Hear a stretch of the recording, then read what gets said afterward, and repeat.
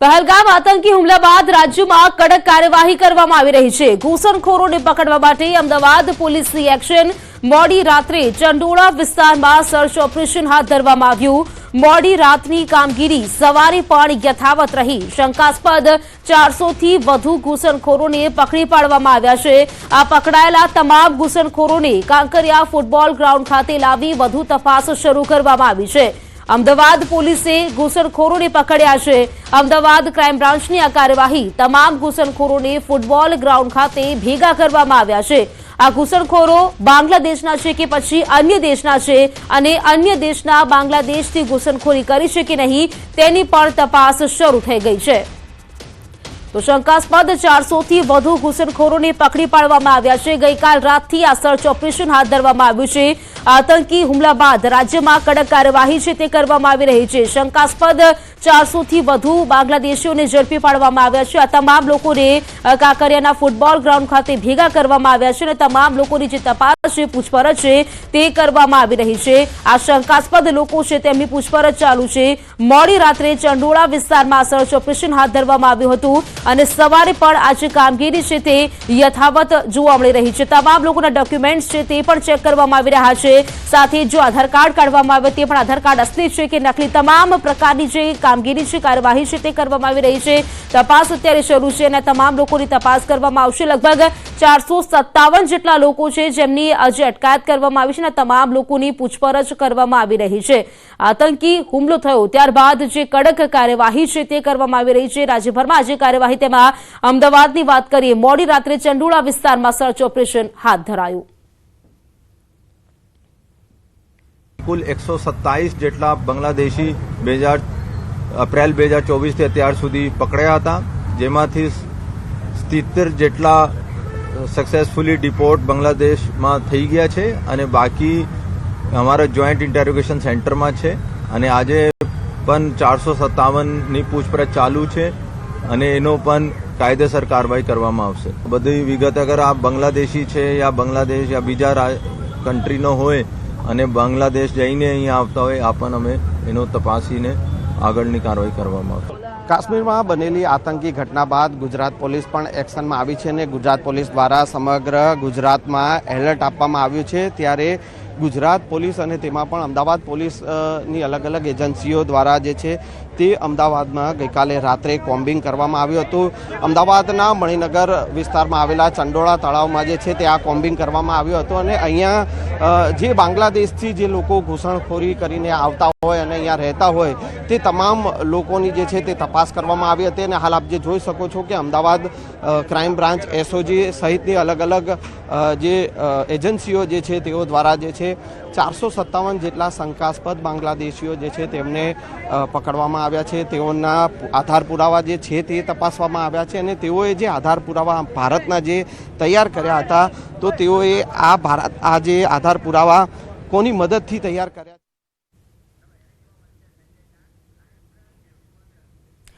તો આ વિશે વધુ જાણકારી સાથે અમારા સંવાદદાતા સંજય ટાંક અમારી સાથે જોડાઈ ગયા છે, તેમની પાસેથી વધુ માહિતી મેળવીશું। સંજય, ગઈકાલ રાતથી જ આ સર્ચ હાથ ધરવામાં આવ્યું છે, લગભગ 457 જેટલા બાંગ્લાદેશીઓ છે શંકાસ્પદ, તેમની અટકાયત કરવામાં આવી છે। વધુ જાણકારી અત્યારે શું મળી રહી છે આ વિશે?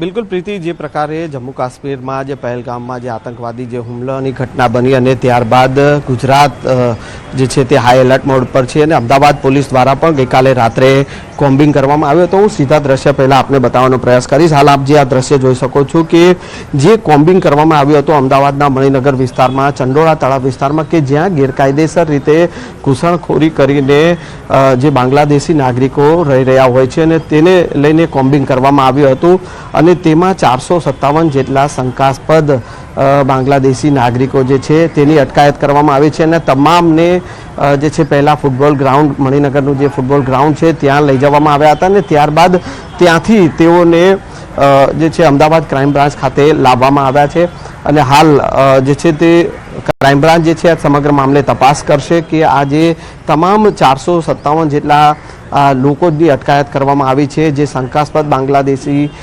નાગરિકો છે અને તેઓની પાસેથી જે પણ પુરાવાઓ જે છે તેઓના આધાર પુરાવાઓ જે છે કે ભારતની નાગરિકતાના જે પુરાવાઓ છે કે કેમ તે તપાસ કરવામાં આવશે, તેઓના આધાર પુરાવાઓની તપાસ થશે અને જો તેઓની પાસે જે ડોક્યુમેન્ટ જે દસ્તાવેજી પુરાવાઓ ખોટા હશે તો તેની પણ તપાસ કરવામાં આવશે.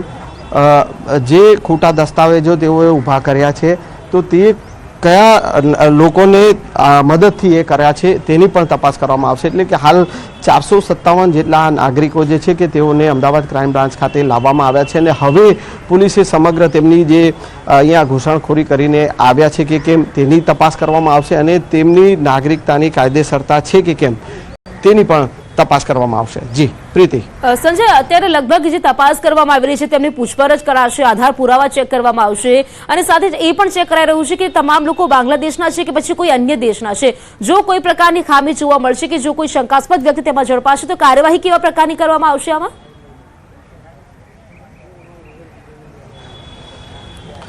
પ્રીતિ, જે છે હાલ આ તમામ 457 જેટલા લોકોને જે છે તે પકડવામાં આવે છે. ફરી એકવાર હું એ દ્રશ્ય આપને બતાવીશ. અને ગઈકાલ રાતથી આ કોમ્બિંગ કરવામાં આવ્યું હતું.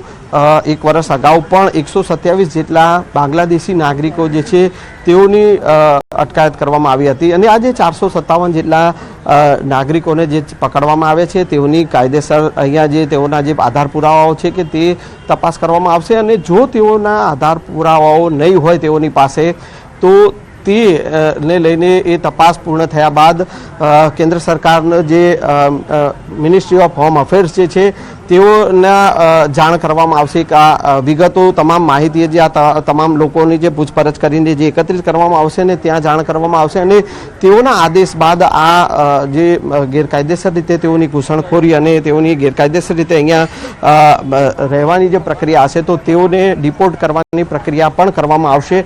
તે તમામ વિગતો જે છે તે અમદાવાદ ક્રાઇમ બ્રાન્ચના અધિકારીઓ તરફથી જે મળેલી છે અને હાલ તો આ જે તમામ 757 જેટલા નાગરિકોને જે અટક કરવામાં આવી છે તેઓની તપાસ હાલ કરવામાં આવી રહી છે. જી સંજય, જેટલા લોકોની અટકાયત કરવામાં આવી છે આ તમામ લોકો શું પુરુષો છે કે મહિલાઓ અને બાળકોનો પણ સમાવેશ થયો છે આમાં?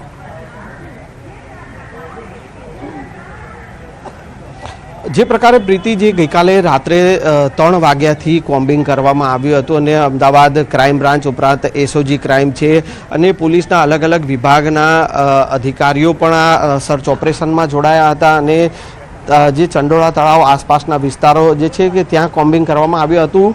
એવી પણ વિગત જાણવા મળી રહી છે કે કેટલાક જે છે આ નાગરિકો જે છે પુરુષો અત્યારે જે છે તે પકડ્યા છે તે 457 છે અને તેવી જ રીતે કેટલીક મહિલાઓ જે છે તેઓની અટક કરવામાં આવી છે અને તેઓને એસઓજી ક્રાઇમ લઈ જવામાં આવ્યા છે અને ત્યાં પણ તેઓની પૂછપરછ કરવામાં આવી રહી છે અને અહીંયા પણ આજે અત્યારે જે પુરુષો જે અટક કરવામાં આવી છે 457 જેટલા તેઓને પણ આધાર પુરાવાઓ સાથે તેઓને લાવવામાં આવ્યા છે અને તેઓના જે આધાર પુરાવાઓ છે તેની તપાસ કરવામાં આવશે અને ત્યારબાદ જે છે આગળની પ્રક્રિયા જે છે તે હાથ ધરાશે. જી પ્રીતિ. સંજય, માહિતી લેતા રહીશું. હાલ આભાર આપનું જાણકારી આપવા માટે. તો આતંકી હુમલા બાદ ગુજરાત પોલીસ એક્શનમાં. સુરત પોલીસનું સૌથી મોટું ઓપરેશન. શહેરમાંથી 100 થી વધુ બાંગ્લાદેશીઓની અટકાયત કરવામાં આવી છે. સુરત શહેર ડીસીપી અને એસઓજીની આ કાર્યવાહી જેમાં શહેરના અલગ અલગ વિસ્તારોમાં પોલીસે સર્ચ કર્યું છે. બોગસ ડોક્યુમેન્ટના આધારે ભારતમાં રહેતા હતા પોલીસે મહિલા સહિત પુરુષ બાંગ્લાદેશીઓની અટકાયત કરી છે. આ કાર્યવાહી અંગે જેસીપી ક્રાઇમ રાઘવેન્દ્ર સ્વત્સનું આ નિવેદન સામે આવ્યું છે. સુરતમાં ગેરકાયદે વસતા બાંગ્લાદેશીઓ સામે કાર્યવાહી શરૂ કરવામાં આવી છે. આ તમામ બાંગ્લાદેશીઓને પરત બાંગ્લાદેશ ડિપોર્ટ કરવામાં આવશે. હજુ પણ જે કોઈ પણ બાંગ્લાદેશીઓ ગેરકાયદે સુરતમાં વસવાટ કરતા હશે તેવા બાંગ્લાદેશીઓને શોધીને કાર્યવાહી કરવામાં આવશે. તો રાજ્યભરમાં જે કાર્યવાહી કરવામાં આવી રહી છે આતંકી હુમલા બાદ ગુજરાત પોલીસ એક્શનમાં આવી છે. તેમાં 2 દ્રશ્યો આપ જોઈ શકો છો. પહેલા દ્રશ્યો છે અમદાવાદના કે જેમાં 457 જેટલા ઘૂસણખોરો છે તેમની અટકાયત કરવામાં આવી છે. આ તમામ લોકોની પૂછપરછ કરવામાં આવશે અને સાથે જ તેમના જે ડોક્યુમેન્ટ્સ છે આધાર પુરાવા છે તે તપાસવામાં આવશે.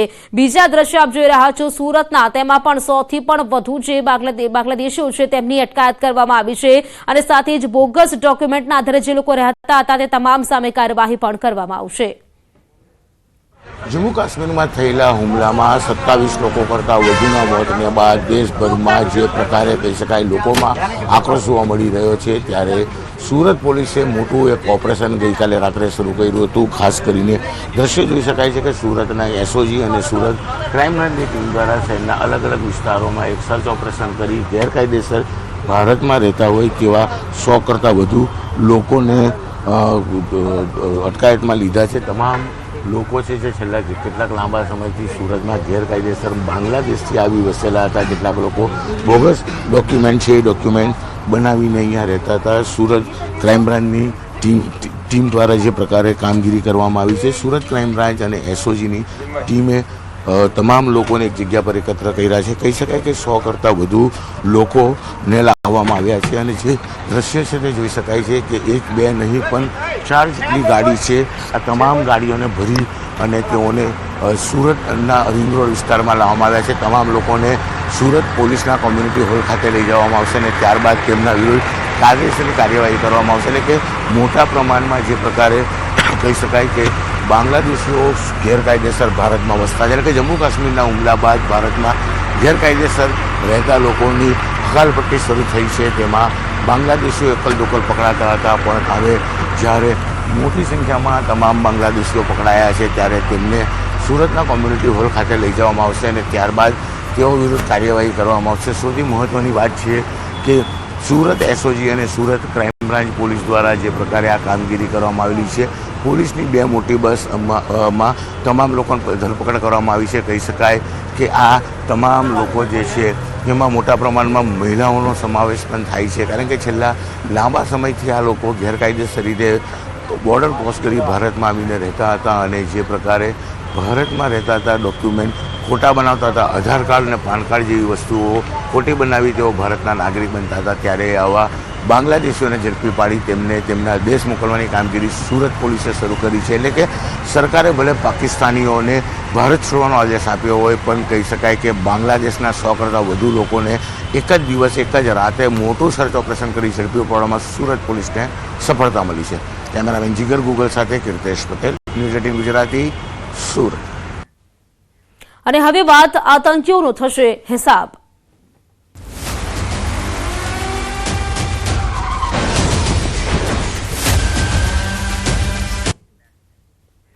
સંયુક્ત રાષ્ટ્ર સુરક્ષા પરિષદે પહલગામ આતંકી હુમલાની નિંદા કરીને નિવેદન જાહેર કર્યું છે અને કહ્યું છે કે આ હુમલામાં જવાબદાર અને મદદ કરનારા તમામ લોકોને જવાબદાર ઠેરવવા અને કાયદાના કઠેડામાં લાવવાની જરૂર છે. પહલગામ હુમલા પર યુએનએસસી પ્રમુખ જેરોમ બોનાફોન્ટે આ નિવેદન જાહેર કર્યું છે.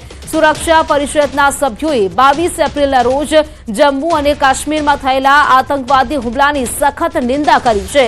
સુરક્ષા પરિષદના સભ્યોએ પીડિતોના પરિવારો અને ભારત સરકાર અને નેપાળ સરકાર પ્રત્યે ઊંડી સહાનુભૂતિ અને સંવેદના વ્યક્ત કરી છે. ઘાયલોને ઝડપથી અને સંપૂર્ણ સ્વસ્થ થવાની શુભેચ્છા. આતંકવાદ તેના તમામ સ્વરૂપોમાં આંતરરાષ્ટ્રીય શાંતિ અને સુરક્ષા માટે સૌથી ગંભીર ખતરાઓમાંથી એક છે. સુરક્ષા પરિષદના સભ્યોએ આતંકવાદના આ નિંદનીય કૃત્યના ગુનેગારો, આયોજકો, નાણાકીય સહાયકો અને પ્રાયોજકોને જવાબદાર ઠેરવવા અને તેમને ન્યાયના કઠેડામાં લાવવાની જરૂરિયાત પર ભાર મૂક્યો છે.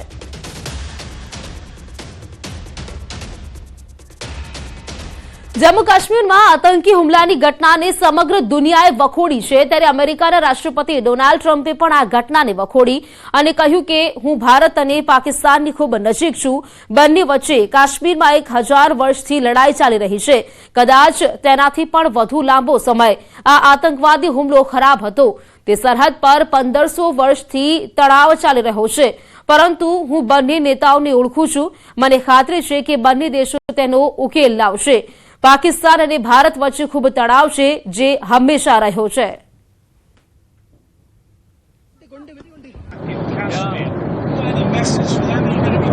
Well, I'm very close to India and I'm very close to Pakistan, as you know. They've had that fight for 1,000 years in Kashmir. Kashmir's been going on for 1,000 years, probably longer than that. And it was a bad one yesterday, though. It was a bad one. Over 30 people.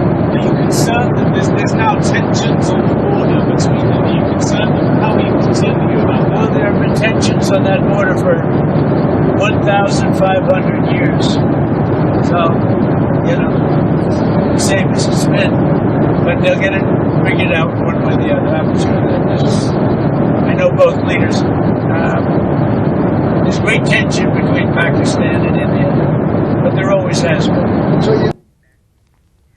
હાલમાં ભારતમાં રહેલા પાકિસ્તાની નાગરિકોને તેમની સુધારેલી visa સમાપ્તિ તારીખ પહેલા દેશ છોડી દેવાનો નિર્દેશ આપવામાં આવ્યો છે. ગાંધીનગર ગુજરાતમાં લોંગ ટર્મ વિઝાવાળા કુલ 438 નાગરિક મળી આવ્યા છે. શોર્ટ ટર્મ વિઝાવાળા ગુજરાતમાં કુલ 7 પાકિસ્તાની નાગરિક છે. શોર્ટ ટર્મવાળા અમદાવાદમાં 5, ભરૂચ અને વડોદરામાં 1 લોંગ ટર્મવાળા સૌથી વધુ અમદાવાદમાં 77 પાકિસ્તાની નાગરિક મળી આવ્યા છે. સુરતમાં 44 અને કચ્છમાં 53 પાકિસ્તાની નાગરિક લોંગ ટર્મવાળા છે. ગુજરાતમાં વિઝિટર વિઝા પર આવેલા પાકિસ્તાનીઓને પરત મોકલ્યા છે. પાકિસ્તાની નાગરિક શહીદા બીબીને ભરૂચથી અટારી બોર્ડર મોકલાયા છે. શોર્ટ ટર્મ વિઝિટર વિઝા પર શહીદા બીબી ભરૂચમાં રોકાયા હતા.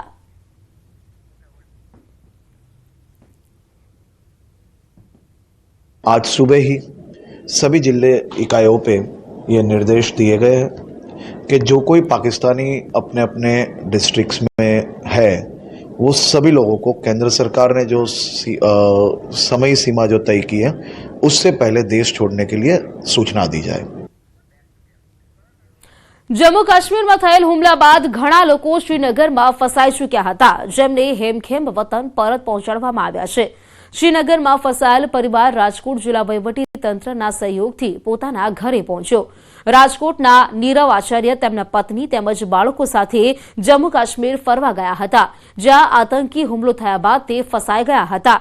જેથી નીરવ આચાર્યએ સહાય માટે ગુજરાત ટુરિઝમનો સંપર્ક કર્યો હતો, જેથી ગુજરાત સરકાર રાજકોટ વહીવટીતંત્ર તેમની મદદે આવ્યું અને તેમને શ્રીનગરથી અમદાવાદ સુધી ફ્લાઇટ અને અમદાવાદથી રાજકોટ સુધી ગાડીની વ્યવસ્થા થકી તેમના ઘર સુધી પહોંચાડ્યા હતા. આવી વિકટ સ્થિતિમાં મદદ કરવા માટે નીરવભાઈએ મુખ્યમંત્રી ભૂપેન્દ્ર પટેલ, ગૃહમંત્રી અમિત શાહ તેમજ રાજકોટ વહીવટીતંત્રનો આભાર વ્યક્ત કર્યો.